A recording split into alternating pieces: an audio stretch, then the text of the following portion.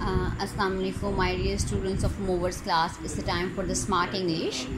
Okay, students, we have read the letter J yesterday, and today we will talk about K. This is letter K, and its sound is K. This is letter K, and its sound is K. Letter K, and its sound is K. Kite. Okay, what you can see in the picture, kite, and the sound is K. What is this? It's a king.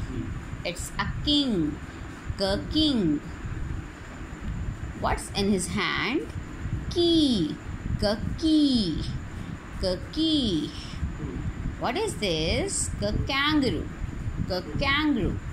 Okay, all the words starts from the letter K. Okay, the letter K. K.